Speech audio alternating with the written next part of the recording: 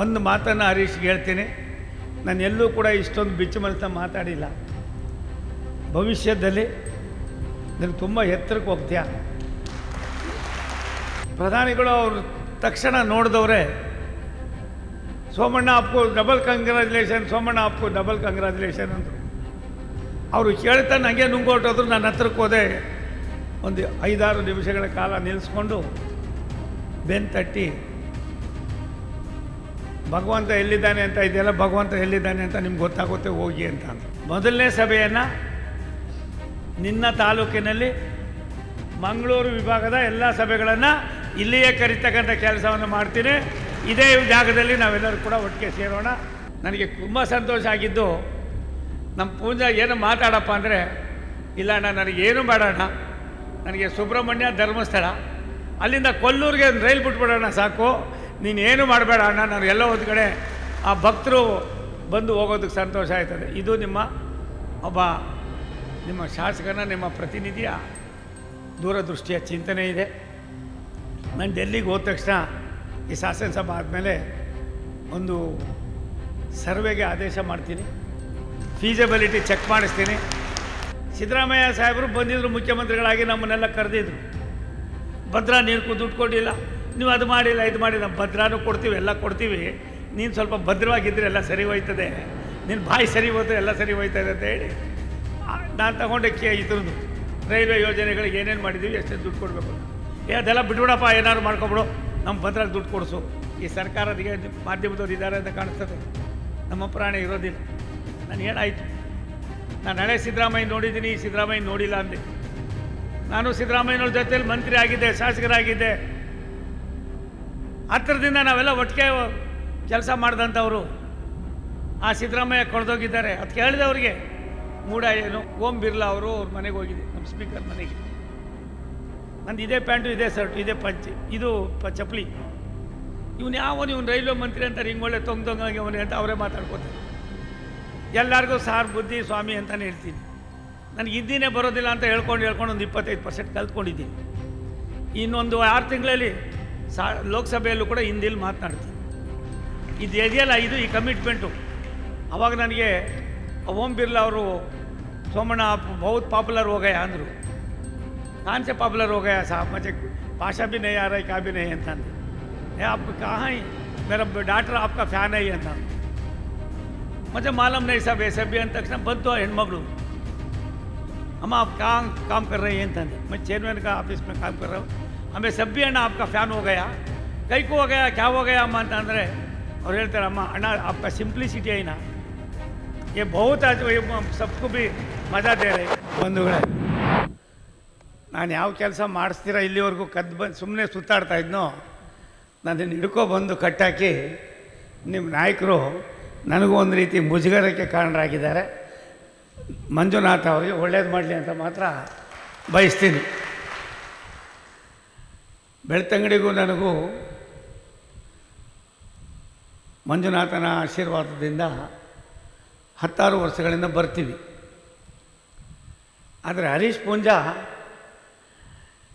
ಅದು ಯಾವ ಟೈಮ್ನಲ್ಲಿ ಅವ್ರ ತಾಯಿ ಅವ್ರ ಲೋಕಕ್ಕೆ ಸಮರ್ಪಣೆ ಮಾಡಿದ್ರೂ ಗೊತ್ತಿಲ್ಲ. ನಾನು ಅವ್ರ ತಂದೆ ತಾಯಿಗಳಿಗೆ ನನ್ನ ನಮನಗಳನ್ನು ಸಲ್ಲಿಸ್ತೇನೆ. ರಾಜಕಾರಣ ಮುಳ್ಳಿನ ಹಾಸಿಗೆ. ಆ ಮುಳ್ಳಿನ ಹಾಸಿಗೆಯನ್ನು ಸ್ವೀಕಾರ ಮಾಡುವಾಗ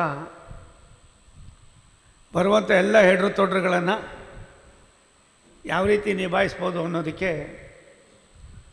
ಸಹೋದರ ಹರೀಶ್ ಪೂಂಜಾನು ಕೂಡ ಒಂದು ಉದಾಹರಣೆ. ನಾನು ಗೋವಿಂದರಾಜನಗರದಲ್ಲಿ, ವಿಜಯನಗರದಲ್ಲಿ, ಬೆಂಗಳೂರಿನಲ್ಲಿ, ತುಮಕೂರಿನಲ್ಲಿ ಎಲ್ಲಿ ಹೇಳಿದ್ರು ಕೇಳ ಇವತ್ತವರೆಗೂ ನಾನು ಒಂದಕ್ಕೆ ಹೋಗಿಲ್ಲ. ರಾತ್ರಿ ಅಣ್ಣ ನಾನು ಬರ್ತಾ ಇದ್ದೀನಿ ಅಣ್ಣ ನಿಮ್ಮ ನೋಡೋಕ್ಕೆ ಅಂತ ಅಂದರು. ಕಾರು ಕುಂತ್ಕೊಂಡ್ಮೇಲೆ ಅಂದರು, ಅಣ್ಣ ಒಂದು 2 ನಿಮಿಷ ನಾವು ನನ್ನ ಊರಿನಲ್ಲಿ ಒಂದು ಕಾರ್ಯಕರ್ತನ ಭೇಟಿ ಮಾಡಿ ಅಂದರು. ಇಲ್ಲಿ ಬಂದರೆ ನಾನು ಯಾವುದನ್ನು ಬೇಡ ಅಂದಿದ್ದೋ ಅದನ್ನು ಮಾಡಿ ಇವಾಗ ಎಲ್ಲರಿಗೂ ಮತ್ತೆ ನಾನು ಹೋಗೋ ಪರಿಸ್ಥಿತಿಗೆ ತಂದಿದ್ದಾರೆ. ಇಂಥ ಒಂದು ಒಳ್ಳೆಯ ಕೆಲಸ ಮಾಡಿರ್ತಕ್ಕಂಥ ಸಹೋದರ ಹರೀಶ್ ಪೂಂಜಾ ಅವರೇ, ಪ್ರಭಾಕರ್ ಬಂಗೇರ ಸಾಹೇಬ್ರವರೇ, ಮಾಜಿ ಶಾಸಕರು ಹಿರಿಯರು, ಜಯಂತ್ ಕೋಟ್ಯಾನ್ರವರೇ, ಜಿಲ್ಲಾ BJP ಉಪಾಧ್ಯಕ್ಷರು, ಮೋಹನ್ ಅಂಡಿಜೆ ಅವರೇ, ಸೀತಾರಾಮ್ ಅವರೇ, ಸಹೋದರಿ ಬಸಂತಿ ಅವರೇ, ವೇದಿಕೆ ಮೇಲಿರ್ತಕ್ಕಂಥ ಗಣ್ಯರೇ, ನಮ್ಮ ಪಕ್ಷದ ಎಲ್ಲ ವಿವಿಧ ಹಂತದ ಪದಾಧಿಕಾರಿಗಳೇ, ಮುಖಂಡರೇ, ತಾಯಂದಿರೇ, ಆತ್ಮೀಯರೇ, ಮಾಧ್ಯಮದ ಸನ್ಮಿತ್ರರೇ, ಭಗವಂತ ಎಲ್ಲಿದ್ದಾನೆ ಅಂತ ಹುಡುಕೊಂಡು ಹೋದರೆ ಸಿಗೋಲ್ಲ. ನಾನು ನಮ್ಮ ವರಿಷ್ಠರ ಮಾತನ್ನು ಕೇಳಿ ಎರಡು ಕಡೆ ನಿಂತು ಎರಡು ಕಡೆಯಲ್ಲೂ ಕೂಡ ಸೋತ ಮೇಲೆ ನನ್ನ ದೆಹಲಿಗೆ ಕರೆಸ್ಕೊಂಡು ಹೇಗಾಯಿತು ಏನು ಅನ್ನೋದ್ರ ಬಗ್ಗೆ ಪೋಸ್ಟ್ಮಾರ್ಟಮ್ ಬೇಡ, ಒಳ್ಳೆ ಕಾಲ ಬರ್ತದೆ, ನಿಮ್ಮಂಥ ಅವ್ರಿಗೆ ಅವಕಾಶ ಸಿಗ್ತದೆ ಹೋಗಿ ಅನ್ನೋ ಮಾತನ್ನು ನಮ್ಮ ಇಬ್ಬರು ವರಿಷ್ಠರು ಸೂಚಿಸಿದರು. ಅದಾದ ಮೇಲೆ ತುಮಕೂರು ಲೋಕಸಭೆಗೆ ಅಭ್ಯರ್ಥಿ ಆಗಬೇಕು ಅಂತ ಕಳಿಸಿ ಅಭ್ಯರ್ಥಿ ಆದೆ. ಯಾರ ಬಾಯಿನಲ್ಲೂ ಸೋಮಣ್ಣ ಗೆಲ್ತಾನೆ ಅಂತ ಹೇಳೋರೇ ಇರಲಿಲ್ಲ. ಆದರೆ ಭಗವಂತ, ಮಂಜುನಾಥ, ನನ್ನ ಆಡಿದಂಥ ತಂದೆ ತಾಯಿ, ನನ್ನ ಅಜ್ಜ ನನ್ನನ್ನು 1,76,000 ಮತಗಳಲ್ಲಿ ಗೆಲ್ಲೋದಕ್ಕೆ ಕಾರಣರಾದರು. ಒಳ್ಳೆ ನಡವಳಿಕೆ, ಒಳ್ಳೆತನ, ಮಾತಿನ ಮೇಲೆ ನಂಬಿಕೆ, ಬೇರೆಯವ್ರ ಬಗ್ಗೆ ಅಪಾರವಾದ ಗೌರವ,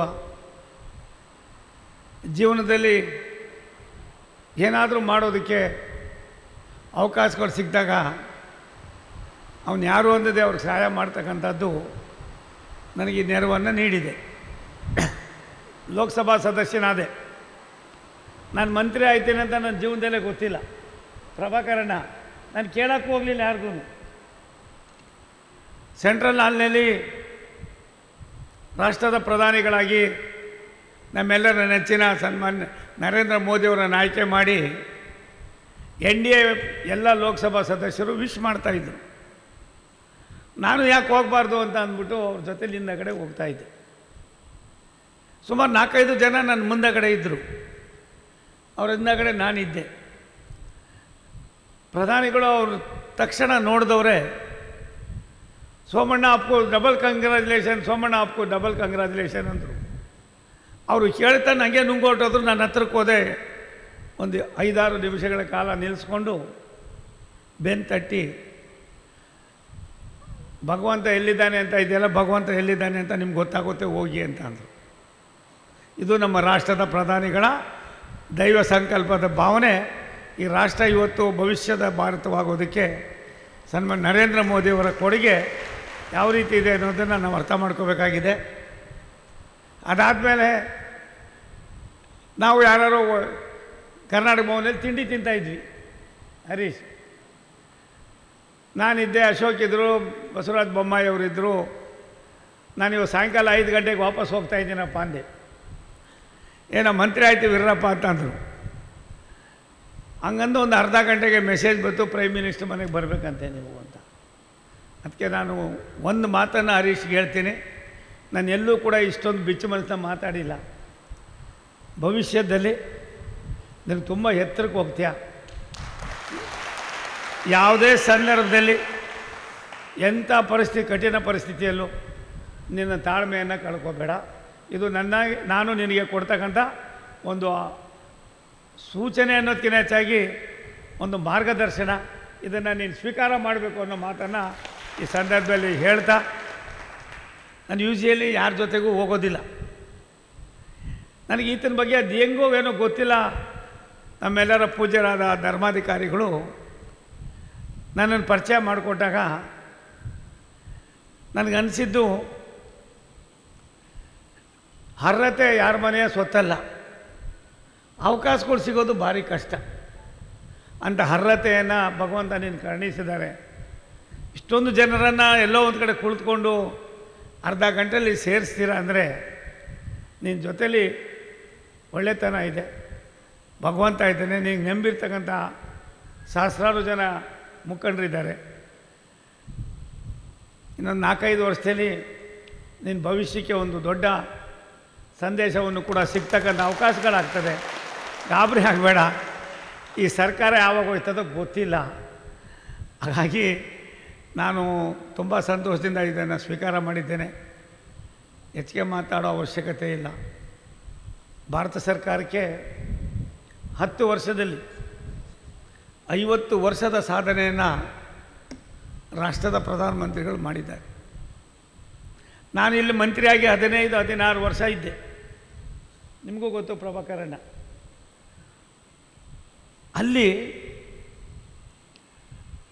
ಅಲ್ಲಿಯ ಒಂದು ಅಡ್ಮಿನಿಸ್ಟ್ರೇಷನ್, ಅಲ್ಲಿಯ ಒಂದು ದೂರದೃಷ್ಟಿ, ದೇಶದ ಬಗ್ಗೆ, ರಾಷ್ಟ್ರದ ಬಗ್ಗೆ, ರಾಷ್ಟ್ರದ ಇತಿಹಾಸದ ಬಗ್ಗೆ, ವಿವಿಧ ಬೇರೆ ಬೇರೆ ರಾಷ್ಟ್ರಗಳ ಜೊತೆಯಲ್ಲಿ ನಮ್ಮ ತನವನ್ನು ಎತ್ತಿಡಿಯೋದಕ್ಕೆ ಯಾವ ರೀತಿ ನಾವು ಕಾರ್ಯಕ್ರಮಗಳನ್ನು ನಂಬಿಕೊಳ್ಬೇಕು, ಹಳ್ಳಿಗಾಡಿನ ಜನರ ಜೀವನವನ್ನು ಮಟ್ಟವನ್ನು ಎತ್ತರಕ್ಕೆ ಕೊಂಡೊಯ್ಬೋದು ಅನ್ನೋದಕ್ಕೆ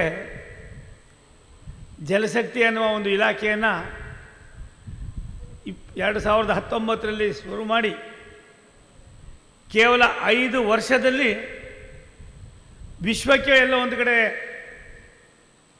ಆನಂದ ಪಡ್ತಕ್ಕಂಥ ಹಳ್ಳಿಗಾಡಿನ ಜನರಿಗೆ ಕುಡಿಯೋ ನೀರು, ಶುದ್ಧ ಕುಡಿಯೋ ನೀರನ್ನು ಕೊಡ್ತಕ್ಕಂಥ ಯೋಜನೆ ಎಷ್ಟು ಮಟ್ಟಿಗೆ ಯಶಸ್ವಿ ಆಗಿದೆ ಅನ್ನೋದಕ್ಕೆ ನೀವು ಯಾರಾದರೂ ಒಂದು 8 ಜನ ಬಂದರೆ ಡೆಲ್ಲಿಗೆ, ನಾನು ಉತ್ತರ ಪ್ರದೇಶಕ್ಕೆ ಕಳಿಸ್ತೀನಿ, ಮಧ್ಯಪ್ರದೇಶಕ್ಕೆ ಕಳಿಸ್ತೀನಿ, ಗುಜರಾತ್ ಕಳಿಸ್ತೀನಿ, ರಾಜಸ್ಥಾನಕ್ಕೆ ಕಳಿಸ್ತೀನಿ, ಮಿಜೋರಾಂ ಕಳಿಸ್ತೀನಿ, ಛತ್ತೀಸ್ಗಢ ಕಳಿಸ್ತೀನಿ, ಮೇಘಾಲಯಕ್ಕೆ ಕಳಿಸ್ತೀನಿ, 16 ರಾಜ್ಯಗಳಿಗೆ ಕಳಿಸ್ಕೊಡ್ತೀನಿ. ಯಾವ ರೀತಿ ಮೋದಿಯವರ ಜಮ್ಮು ಕಾಶ್ಮೀರಕ್ಕೆ ಕಳಿಸ್ಕೊಡ್ತೀನಿ. ಜಮ್ಮು ಕಾಶ್ಮೀರದಂಥ ಒಂದು ಪ್ರದೇಶದಲ್ಲಿ ಆರ್ಟಿಕಲ್ 370 ಮಾಡಿ 26,000 ಗ್ರಾಮಗಳಿಗೆ ಸನ್ಮಾನ್ಯ ಪ್ರಧಾನಮಂತ್ರಿಯವರು ಶುದ್ಧ ಕುಡಿಯುವ ನೀರನ್ನು ಒದಗಿಸ್ತಕ್ಕಂಥ ಯೋಜನೆಯನ್ನು ಮಾಡಿ 1,00,000 ಕೋಟಿ ರೂಪಾಯಿಗಳನ್ನು ಕೊಟ್ಟು ಆ ಜನರು ಕೂಡ ಎಲ್ಲ ಒಂದು ಕಡೆ ಭಾರತೀಯರು ಅನ್ನುವುದನ್ನು ಎತ್ತಿ ತೋರಿಸಿದ್ದಾರೆ. ಬಂಧುಗಳೇ, ನಾನು ಕೇವಲ ಮಂತ್ರಿಯಾಗಿ ಸುಮಾರು 11ನೇ ತಾರೀಕು ಮಂತ್ರಿ ಆಗಿದ್ದು, ಇವತ್ತು 16 ಇರಬೇಕು, 35-36 ದಿನ ಆಗಿದೆ. ಆ ಸ್ಟೈಲ್ ಆಫ್ ಫಂಕ್ಷನ್, ಅಧಿಕಾರಗಳ ಚಿಂತನೆ ನೋಡಬೇಕು ಎಷ್ಟು ಆನಂದ ಆಗುತ್ತೆ ಅಂತ ಅನ್ನೋದು. ನಿಮಗೂ ಬರ್ತೀನಿ ಹರೀಶ್ ಅವರೇ. ನಾನು ಒಂದು ಸಾರಿ ಶಾಸನಸಭೆ ಆದಮೇಲೆ ಕರ್ನಾಟಕದ ಒಂದು ರಿವ್ಯೂವನ್ನು ಕೂಡ ನಾನು, ನಮ್ಮ ಜಲಶಕ್ತಿ ಮಂತ್ರಿಗಳಾದ ಗುಜರಾತ್ನವರಾಗಿರ್ತಕ್ಕಂಥ CR ಪಾಟೀಲರು ಅದನ್ನು ಮಾಡಿ ಮೊದಲನೇ ಸಭೆಯನ್ನು ನಿನ್ನ ತಾಲೂಕಿನಲ್ಲಿ ಮಂಗಳೂರು ವಿಭಾಗದ ಎಲ್ಲ ಸಭೆಗಳನ್ನು ಇಲ್ಲಿಯೇ ಕರೀತಕ್ಕಂಥ ಕೆಲಸವನ್ನು ಮಾಡ್ತೀನಿ. ಇದೇ ಜಾಗದಲ್ಲಿ ನಾವೆಲ್ಲರೂ ಕೂಡ ಒಟ್ಟಿಗೆ ಸೇರೋಣ. ಕುಡಿಯೋ ನೀರು ಮನುಷ್ಯರಿಗೆ ಅವಶ್ಯಕತೆ ಅನ್ನೋದನ್ನು ನೋಡಬೇಕು. ನೀವು ಶಿವರಾಜ್ ಸಿಂಗ್ ಚೌಹಾಣ್ರವರು ಮಧ್ಯಪ್ರದೇಶದ ಮುಖ್ಯಮಂತ್ರಿಗಳಾದವರು ಆ ಭಾಗದಲ್ಲಿದ್ದಂಥ ಬಡತನವನ್ನು ನೋಡಿ ನಾವೇನು ಬೆಂಗಳೂರು ನಗರದಲ್ಲಿ ಶುದ್ಧ ಕುಡಿಯೋ ನೀರು ಕುಡಿತೀವಿ ಅಂತೀವಿ, ಅದಕ್ಕಿಂತ ವಿಭಿನ್ನವಾಗಿ ಇದನ್ನು ಕೊಡ್ತಕ್ಕಂಥ ಕೆಲಸವನ್ನು ಮಾಡಿ ಸುಮಾರು 12 ಲಕ್ಷ ಕೋಟಿ ರೂಪಾಯಿಗಳನ್ನು ಈಗಾಗಲೇ ಸರ್ಕಾರ ಎಲ್ಲ ಕಡೆಯಲ್ಲೂ ಕೊಟ್ಟಿದೆ. ನಮ್ಮ ರಾಜ್ಯಕ್ಕೂ ಕೂಡ 77,000 ಕೋಟಿ ರೂಪಾಯಿಗಳನ್ನು ಬಿಡುಗಡೆ ಮಾಡೋದಕ್ಕೆ ನಾವೀಗಾಗಲೇ ತೀರ್ಮಾನ ಮಾಡಿದ್ದೀವಿ. ಆದರೆ ಅದರ ಮ್ಯಾಚಿಂಗ್ ಗ್ರಾಂಟು ಕೂಡ ಅವರೇ ಹಾಕಬೇಕಾಗಿದೆ. ಅದು ಇನ್ನೂ ಕೂಡ ಪೂರ್ತಿಯಾಗಿ ನಡೀತಾ ಇಲ್ಲ. ಮನುಷ್ಯರಿಗೆ ಬೇಕಾಗಿರ್ತಕ್ಕಂಥ ಶುದ್ಧ ನೀರು, ಕುಡಿಯೋ ನೀರು ಮತ್ತು ಗಾಳಿ, ಪ್ರೈಮರಿ ಹೆಲ್ತ್ ಸೆಂಟ್ರು, ಪ್ರೈಮರಿ ಶಾಲೆಗಳು, ಓಡಾಡೋದಕ್ಕೆ ರಸ್ತೆಗಳು, ರೈತರಿಗೆ ಬೇಕಾಗಿರ್ತಕ್ಕಂಥ ಸವಲತ್ತುಗಳನ್ನು ಕೊಟ್ಟಿದ್ದೆ. ಆದರೆ ಈ ದೇಶ ಯಾವ ರೀತಿ ಹೋಗುತ್ತೆ ಅನ್ನೋದಕ್ಕೆ ಮೋದಿಯವರ ಕಾರ್ಯಕ್ರಮ ಒಂದು ಕಡೆ ಆದರೆ, ಮತ್ತೊಂದು ಕಡೆ ರೈಲ್ವೆ ಇಲಾಖೆ ನಾನು ಕೇಳಿದ್ದೆಲ್ಲ ಯಾರಿಗೂ ಹೋಗಿದ್ದೂ ಇಲ್ಲ. ಒಂದು ಕಡೆ ಜಲಶಕ್ತಿ, ಮತ್ತೊಂದು ಕಡೆ ರೈಲ್ವೆ ಇಲಾಖೆ ಅದರ ಕಾರ್ಯವೈಖರಿ,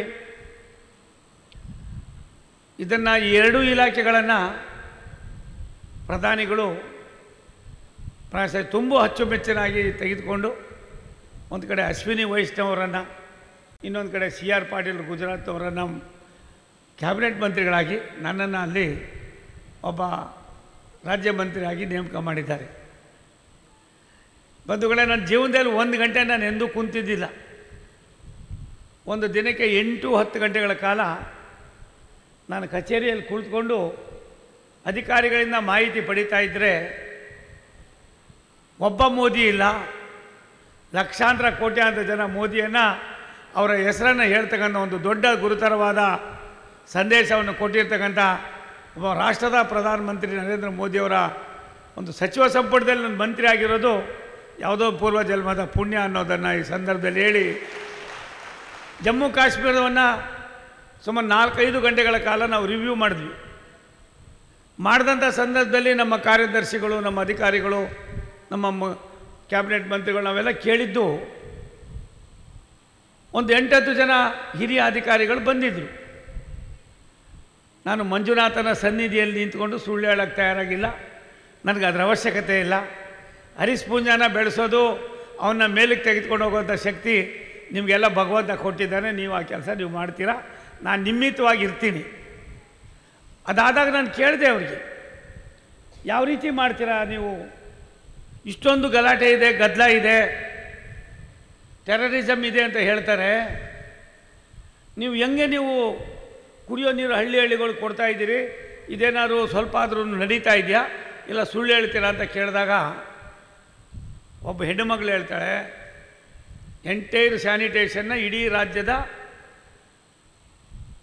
ಆಗ ಇದನ್ನು ತೆಗಿತಕ್ಕಂಥ ಹೆಣ್ಮಗಳು, ಸಾಬ್ ನಮಗೆ हमको भगवान है साहब ये सभी काम करने का ಅಂತ ಹೇಳಿ, अब अल्लाह माँ आपको कैसा भगवान आता है, कौन है आपका भगवान ಅಂದರೆ ಆಕೆ ಹೇಳ್ತಾಳೆ, हमारा भगवान है मोदी जी, हमारा भगवान है जम्मू काश्मीर का भगवान है ಅಂತ ಆ ಹೆಣ್ಣು ಮಗಳು ಹೇಳ್ತಾಳೆ. ಹರೀಶ್ ಅವರೇ, ನನಗಾದಂಥ ಆನಂದಕ್ಕಿಂತ ಹೆಚ್ಚಾಗಿ ನಾನು ನಮ್ಮ ಸೆಕ್ರೆಟರಿ ಅವ್ರು ಕೇಳಿದೆ, ಅಮ್ಮ ಈ ಸಬ ಈ ಲೇಡಿ ಬೋಲ್ ರೈ ಸಹಿ है आपको मालूम है ಅಂತಂದೆ. नहीं है ना, बहुत सही है, वो क्या बोले, वो सही है, आप जाने का ಅಂತಂದೆ. ಚಲಿಯೇ ಜಾಯಿಂಗೆ. 5% ಇಲ್ಲ. ಇಡೀ ರಾಷ್ಟ್ರದ ಜನ ಜಮ್ಮು ಕಾಶ್ಮೀರದಲ್ಲಿ ಹೋಗಿ ನೆಲೆಸ್ತಾ ಇದ್ದಾರೆ. ಇನ್ನು 10 ವರ್ಷದಲ್ಲಿ ಜಮ್ಮು ಕಾಶ್ಮೀರ, ಇನ್ನೊಂದು ಉತ್ತರ ಪ್ರದೇಶ, ಇನ್ನೊಂದು ಬಿಹಾರ, ಇನ್ನೊಂದು ಗುಜರಾತು, ಇನ್ನೊಂದು ರಾಜಸ್ಥಾನ ಈಗ ಆಗ್ತದೆ ಅನ್ನೋದಕ್ಕೆ ಆ ಜನ ಮಾತನಾಡ್ತಾರೆ. ಆ ಕೆಲಸಕ್ಕೆ ಯಾರಾದರೂ ನಾಂದಿ ಆಡಿದರೆ ಅದು ರಾಷ್ಟ್ರದ ಪ್ರಧಾನಮಂತ್ರಿ ನರೇಂದ್ರ ಮೋದಿಯವರು. ಆ ಹೆಣ್ಮಗಳು, ಮುಸಲ್ಮಾನ್ ಹೆಣ್ಮಗಳು ಹೇಳ್ತಾಳೆ, ಯಾವುದೇ ಹಳ್ಳಿಗಳಿಗೆ ರಸ್ತೆ ಇರಲಿಲ್ಲ, ವಿದ್ಯುತ್ ಶಕ್ತಿ ಸರಿಯಾಗಿರಲಿಲ್ಲ, ಕುಡಿಯೋ ನೀರು ನಮ್ಗೆ ಗೊತ್ತೇ ಇಲ್ಲ, ಎಷ್ಟೋ ಕಡೆ ನಮಗೆ ನೀರು ಕೆರೆಗಳಲ್ಲಿ ಅಲ್ಲಿ ಇಲ್ಲಿ ಬಂದಂತೆ ತಗೊಂಡು ಹೋಗ್ತಾ ಇದ್ವಿ. ಇವತ್ತು ನಾವು ನೆಮ್ಮದಿಯಿಂದ ಇದ್ದೀವಿ. ಇನ್ನೂ ಒಂದು 4-5% ಅಲ್ಲಲ್ಲೆಲ್ಲ ಇದ್ದಾರೆ, ಅದು ಇಲ್ಲ ಇವತ್ತೆಲ್ಲ ನಾಳೆ ನಿಲ್ಲುತ್ತೆ ಅನ್ನೋ ಮಾತನ್ನು ಹೇಳ್ತಾರೆ. ಸ್ನೇಹಿತರೆ, ಇಂಥ ಪಕ್ಷಕ್ಕೆ ಒಬ್ಬ ನಾಯಕ, ಆ ನಾಯಕನ ದೂರದೃಷ್ಟಿ, ಆ ನಾಯಕನ ಒಂದು ಚಿಂತನೆ, ಆತ ಮುಂದಿನ ದಿನಗಳಲ್ಲಿ ಎಲ್ಲ ವರ್ಗದವರಿಗೂ ಕೂಡ ಕೊಟ್ಟಿರ್ತಕ್ಕಂಥ ಈ ಕೊಡುಗೆ ಏನಿದೆ, ಇದನ್ನು ಅರ್ಥ ಮಾಡಿಕೊಂಡಿದೆ. ಆದರೆ ಇನ್ನೂ ಕೂಡ ರಾಮರಾಜ್ಯ ಅಂತ ನಾವೇನು ಹೇಳ್ತೀವಿ ಅದು ಆಗ್ತಕ್ಕಂಥದ್ದು ಸಾಧ್ಯತೆ ಇದೆ ಅನ್ನೋ ಮಾತನ್ನು ಹೇಳಿ, 597 ಡಿಸ್ಟ್ರಿಕ್ಟು ಉತ್ತರ ಪ್ರದೇಶದಲ್ಲಿರೋದು. ಹರೀಶ್ ಅವರೇ, 597, 53,000 ಪಂಚಾಯಿತಿಗಳಿವೆ. ಅವ್ರು ಹೇಳೋದು ನೋಡಿದ್ರೆ ಆನಂದ ಆಯ್ತದೆ. 80 ಏನೋ ಲೋಕಸಭಾ ಸ್ಥಾನಗಳಿವೆ. ಅಲ್ಲಿ ಜಲಜೀವನ್ ಮಿಷನ್ನ ತಂದು ಮಾಡಿದ್ದಾರೆ ಕೆಲಸ. ಒಂದು ಕ್ರಾಂತಿಕಾರಿ ಕೆಲಸಗಳಾಗ್ತಾ ಇದೆ.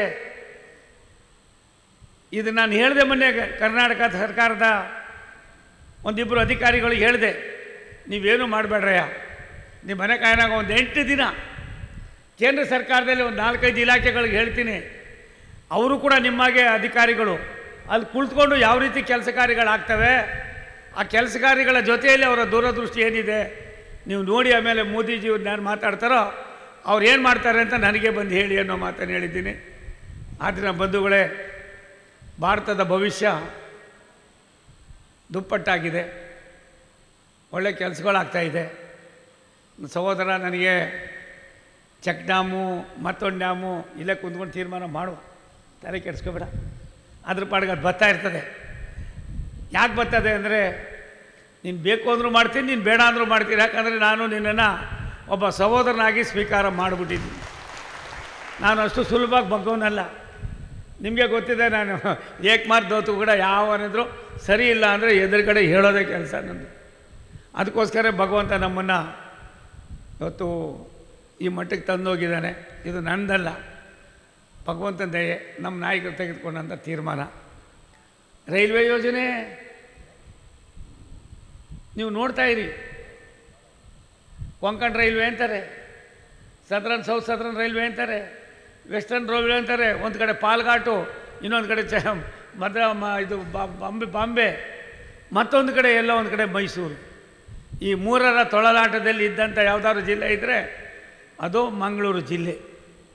ಮಂಗಳೂರಿನಲ್ಲಿ ದೊಡ್ಡ ಹಾರ್ಬರ್ ಇದೆ, ಕಮರ್ಷಿಯಲ್ಗೆ ಮತ್ತೊಂದು ಹೆಸರಾಗಿದೆ, ಸಾವಿರಾರು ಜನಕ್ಕೆ ಉದ್ಯೋಗ ಸಿಗ್ಬೋದು.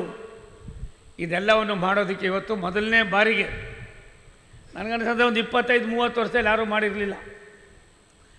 3 ಜನ, ಒಬ್ಬ GM ಅಂದರೆ ಒಂದು ರಾಜ್ಯಕ್ಕೆ ಒಬ್ಬ ಮುಖ್ಯಮಂತ್ರಿ ಹೇಗೋ ರೈಲ್ವೆ ಇಲಾಖೆಗೆ ಆಗ ಒಬ್ಬ ಜನರಲ್ ಮ್ಯಾನೇಜರ್ ಅಂತ 3 ಜನನೂ ಮೇಲ್ಗಡೆ ಕೂರಿಸ್ಕೊಂಡು ಅವ್ರ ಕೈಲೇ ಕಮಿಟ್ಮೆಂಟ್ ಮಾಡಿಸಿ, ಎಲ್ಲ DRMನೂ ಕೆಳಗಡೆ ಕೂರಿಸಿ, ಎಲ್ಲ ಚೀಫ್ ಇಂಜಿನಿಯರ್ಗಳನ್ನ ಕೂರಿಸಿ, ಎಲ್ಲ ಚೀಫ್ ಎಕ್ಸಿಕ್ಯೂಟಿವ್ ಆಫೀಸರ್ನೆಲ್ಲ ಕೂರಿಸಿ ಸಭೆ ಮಾಡಿದ್ದೀವಿ. ನನಗೆ ತುಂಬ ಸಂತೋಷ ಆಗಿದ್ದು, ನಮ್ಮ ಪೂಜಾ ಏನು ಮಾತಾಡಪ್ಪ ಅಂದರೆ, ಇಲ್ಲ ಅಣ್ಣ ನನಗೇನು ಬೇಡ ಅಣ್ಣ, ನನಗೆ ಸುಬ್ರಹ್ಮಣ್ಯ ಧರ್ಮಸ್ಥಳ ಅಲ್ಲಿಂದ ಕೊಲ್ಲೂರಿಗೆ ರೈಲ್ ಬಿಟ್ಬಿಡೋಣ ಸಾಕು, ನೀನೇನು ಮಾಡಬೇಡ ಅಣ್ಣ, ನಾನು ಎಲ್ಲೋ ಒಂದು ಕಡೆ ಆ ಭಕ್ತರು ಬಂದು ಹೋಗೋದಕ್ಕೆ ಸಂತೋಷ ಆಯ್ತದೆ. ಇದು ನಿಮ್ಮ ಶಾಸಕನ, ನಿಮ್ಮ ಪ್ರತಿನಿಧಿಯ ದೂರದೃಷ್ಟಿಯ ಚಿಂತನೆ ಇದೆ. ನಾನು ಡೆಲ್ಲಿಗೆ ಹೋದ ತಕ್ಷಣ ಈ ಶಾಸನಸಭೆ ಆದಮೇಲೆ ಒಂದು ಸರ್ವೆಗೆ ಆದೇಶ ಮಾಡ್ತೀನಿ, ಫೀಸಿಬಿಲಿಟಿ ಚೆಕ್ ಮಾಡಿಸ್ತೀನಿ. ನಮ್ಮ ಮಂತ್ರಿಗಳಾದಂಥ ಕ್ಯಾಬಿನೆಟ್ ಮಂತ್ರಿಗಳಾದ ಅಶ್ವಿನಿ ವೈಷ್ಣವ್ರವ್ರಿಗೆ ವಿನಂತಿ ಮಾಡ್ತೀನಿ, ಈ ಕೆಲಸಕ್ಕೆ ಸರ್ವೆ ಮಾಡಿಸಿ ಫೀಸಿಬಿಲಿಟಿ ಆಯ್ತದೆ ಅಂದರೆ ಸಿಸ್ತಮ್ ಇಲ್ಲ. ಅದು ರಿಪೋರ್ಟ್ ಬಂದ ತಕ್ಷಣವೇ ಎಲ್ಲ ಒಂದು ಕಡೆ ನಿಮ್ಮ ಹರೀಶ್ ಪೂಂಜಾ, ಒಂದು ಕಡೆ ಮಂಜುನಾಥ, ಮತ್ತೊಂದು ಕಡೆ ಸುಬ್ರಹ್ಮಣ್ಯ, ಇನ್ನೊಂದು ಕಡೆ ತಾಯಿ ಮೂಕಾಂಬಿಕೆ, 3ಕ್ಕೂ ಕೂಡ ದಾರಿಯನ್ನು ಮಾಡೋದಕ್ಕೆ ಅದು ಅವಕಾಶ ಆಗ್ತದೆ. ಆ ತಾಯಿ ಏನು ಆಶೀರ್ವಾದ ಮಾಡ್ತಾಳೋ ಅದು ಮಾಡೋಣ ಅಂತ ಮಾತನ್ನು ಹೇಳಿ ನಾನು ಧರ್ಮಸ್ಥಳಕ್ಕೆ ಹೋಗಿ ಮತ್ತೆ ಚಿಕ್ಕಮಂಗ್ಳೂರಿಗೆ ಹೋಗಬೇಕು. ಚಿಕ್ಕಮಂಗ್ಳೂರು, ಕಡೂರು, ಬೀರೂರು, ಬೇಲೂರು, ಹಾಸನ 25 ವರ್ಷದಿಂದ ಮಾಡ್ತಾನೇ ಅವರೇ. ಎಲ್ಲರೇ ಆಯ್ತಂದರೆ ಅಲ್ಲೇ ನಿಂತೋಗಿದ್ದೆ.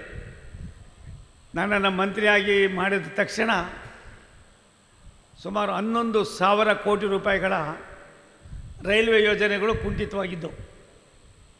11,000 ಕೋಟಿ ರೂಪಾಯಿ, ಅದರೊಳಗೆ 5,500 ಕೋಟಿ ರೂಪಾಯಿ ಕರ್ನಾಟಕ ಸರ್ಕಾರ ಕೊಡಬೇಕು 50%ನಲ್ಲಿ. ಕೊಡ್ರೆ ಅಂದರೆ ಕೊಡೋಕ್ಕೆ ತಯಾರಾಗಿಲ್ಲ. ಸಿದ್ದರಾಮಯ್ಯ ಸಾಹೇಬರು ಬಂದಿದ್ದರು, ಮುಖ್ಯಮಂತ್ರಿಗಳಾಗಿ ನಮ್ಮನ್ನೆಲ್ಲ ಕರೆದಿದ್ರು. ಭದ್ರಾ ನೀರು ದುಡ್ಡು ಕೊಟ್ಟಿಲ್ಲ, ನೀವು ಅದು ಮಾಡಿಲ್ಲ ಇದು ಮಾಡಿಲ್ಲ. ಭದ್ರಾನೂ ಕೊಡ್ತೀವಿ, ಎಲ್ಲ ಕೊಡ್ತೀವಿ, ನೀನು ಸ್ವಲ್ಪ ಭದ್ರವಾಗಿದ್ದರೆ ಎಲ್ಲ ಸರಿ ಹೋಯ್ತದೆ, ನಿನ್ನ ಬಾಯಿ ಸರಿ ಹೋದ್ರೆ ಎಲ್ಲ ಸರಿ ಹೋಯ್ತದೆ ಅಂತ ಹೇಳಿ ನಾನು ತಗೊಂಡೆ ಇದ್ರದ್ದು ರೈಲ್ವೆ ಯೋಜನೆಗಳಿಗೆ ಏನೇನು ಮಾಡಿದ್ದೀವಿ, ಎಷ್ಟೇ ದುಡ್ಡು ಕೊಡಬೇಕು ಅಂತ.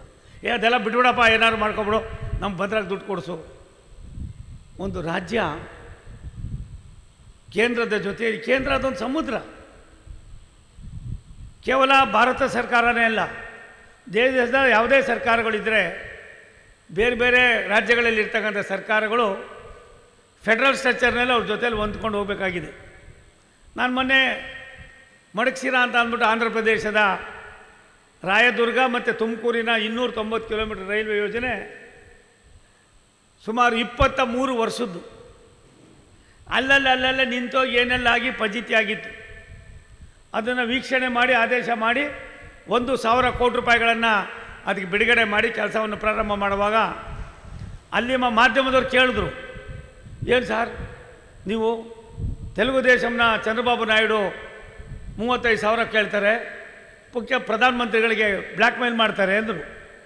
ಆಮೇಲಪ್ಪ ಅಂದೆ, ನಿತೀಶ್ ಕುಮಾರ್ 50,000 ಕೋಟಿ ಕೇಳ್ತಾರೆ, ಏನು ಸರ್ ಇದು, ನಿಮ್ಮ ಗತಿ ಏನಾಗಬೇಕು ಅಂದರು. ನಾನು ಅವ್ರಿಗೆ ಹೇಳಿದೆ, ನಮ್ಮ ಗತಿ ಏನಾಗೋದಿಲ್ಲಪ್ಪ, ಅವ್ರ ರಾಜ್ಯದ ಹಿತವನ್ನು ಅವ್ರು ಕಾಪಾಡೋದಕ್ಕೆ ರಾಷ್ಟ್ರದ ದೊರೆಯನ್ನು ರಾಷ್ಟ್ರದ ಪ್ರಧಾನಿಯನ್ನು ನಮ್ಮ ರಾಜ್ಯಕ್ಕಿದ್ದದ್ದು ಮಾಡಿಕೊಡಪ್ಪ ನಿನ್ನ ದಮ್ಮಯ್ಯ ಅಂತ ಕೇಳಿದ್ರೆ ಯಾರನ್ನೇ ಬೇಜಾರು ಮಾಡ್ಕೋತಾರೆ. ನೀನು ಮಾಡಬೇಕಾದ ಒಂದೇ ಒಂದು ಕೆಲಸ, ಅವ್ರು ಇಷ್ಟೆಲ್ಲ ಕೇಳ್ತಾವ್ರೆ, ಸಿದ್ದರಾಮಯ್ಯನವರೇ ನಿಮಗೇನ್ರಿ ಬಂದೈತೆ, ನೀವು ಹೋಗಿ ಪ್ರಧಾನಿ ಹತ್ರ ದುಡ್ಡು ಕೇಳ್ರಿ ಅಂತ ಹೇಳ್ರಿ, ನನಗೇನು ಹೇಳ್ತೀರಾ ಅಂದಾಗ ಅಲ್ಲಿದ್ದಂಥ 4-5 ಜನ ಬುದ್ಧಿಜೀವಿಗಳು ಹೇಳ್ತಾರೆ, ಒಂದು ಸರ್ಕಾರ ಹೆಂಗೆ ನಡಿಬೇಕು ಅನ್ನೋದನ್ನು ಅರ್ಥ ಮಾಡ್ಕೊಳ್ಳಿಲ್ಲ ಅವರು. ನನ್ನ ಬಂಧುಗಳೇ, ತಮ್ಗೆ ಯಾಕೆ ಹೇಳ್ತೀನಿ ಇದೆಲ್ಲ ಅಂದರೆ, ರಾಷ್ಟ್ರದ ಪ್ರಧಾನಮಂತ್ರಿಗಳು ಯಾವುದೇ ಒಂದು ತಮಿಳುನಾಡು ನಮಗೆ ಎಷ್ಟು ಮಟ್ಟಿಗೆ ಶಕ್ತಿ ಇದೆ, ಕೇರಳ ಎಷ್ಟು ಮಟ್ಟಿಗೆ ಶಕ್ತಿ ಇದೆ, ಹಾಗಂತ ಎಲ್ಲೂ ನಿಂತಿಲ್ಲ. ಇಡೀ ರಾಷ್ಟ್ರದಲ್ಲಿ 1342 ಕಡೆ ನಾವು ರೈಲ್ವೆ ಸ್ಟೇಷನ್ಗಳನ್ನು ಆಧುನೀಕರಣ ಮಾಡಿ ಸಾವಿರಾರು ಕೋಟಿ ರೂಪಾಯಿಗಳನ್ನು ಖರ್ಚು ಮಾಡಿ ಭಾರತ ದೇಶಕ್ಕೆ ಹೊರಗಿನವರು ಬಂದರೆ ಯಾವುದೇ ಭಾಗಕ್ಕೆ ಹೋದರೂ ಕೂಡ ಇದು ಭಾರತ ದೇಶದ ರೈಲ್ವೆ ಇಲಾಖೆ ಇಂಥ ಒಳ್ಳೆ ಕೆಲಸ ಮಾಡ್ತಾಯಿದೆ ಅನ್ನೋ ತೋರಿಸೋದಕ್ಕೋಸ್ಕರವಾಗಿ ಇವೆಲ್ಲ ಆಗ್ತಾಯಿದೆ. ಕರ್ನಾಟಕದಲ್ಲಿ 59 ರೈಲ್ವೆ ಸ್ಟೇಷನ್ಗಳಿವೆ. 54 ಈಗಾಗಲೇ ನಾವು ತೆಗೆದುಕೊಂಡಿದ್ದೇವೆ. ಇವತ್ತು ಬೆಳಿಗ್ಗೆ 322 ಕೋಟಿನೇನೋ ನಿಮ್ಮ ಬೆಂಗಳೂರಿನ ರೈಲ್ವೆ ಸ್ಟೇಷನ್ನ ಆಧುನೀಕರಣ ಮಾಡಿ ಕರ್ನಾಟಕ ರಾಜ್ಯದಲ್ಲಿ ಮೊದಲನೇ ಆದ್ಯತೆಯ ಮೇಲೆ ಇನ್ನು 3 ವರ್ಷದಲ್ಲಿ ಅದು ಉದ್ಘಾಟನೆಯನ್ನು ಮಾಡ್ತಕ್ಕಂಥ ನಿಮ್ಮ ಸರ್ಕಾರ ಅದಾಗುತ್ತೆ ಅನ್ನೋದನ್ನು ಕೂಡ ಇವತ್ತು ಹೇಳ್ತೀನಿ. ಹೀಗೆ ಅನೇಕ ಯೋಜನೆಗಳನ್ನು ನಾವು ಮಾಡ್ತಾಯಿದ್ದೀವಿ. 45,000 ಡಬ್ಲಿಂಗ್ ಲೈನ್ಗಳಾಗಿದೆ. ಕಿಲೋಮೀಟ್ರು ಬಗೆರಣ್ಣ 45,000 ಕಿಲೋಮೀಟ್ರು 10 ವರ್ಷದಲ್ಲಿ ಡಬ್ಲಿಂಗ್ ಲೈನ್ ಆಗಿದೆ. ಇನ್ನು 12% ಉಳಿದಿದೆ ಎಲೆಕ್ಟ್ರಿಫಿಕೇಷನ್ನು. ಇಡೀ ಭಾರತ ದೇಶದಲ್ಲಿ ಎಲ್ಲ ಕಡೆಯಲ್ಲೂ ಕೂಡ ಎಲೆಕ್ಟ್ರಿಫಿಕೇಷನ್ ಉಳಿದಿರೋದು ಕೇವಲ ಫಾರೆಸ್ಟ್ ಏರಿಯಾದಲ್ಲಿ ಮಾತ್ರ.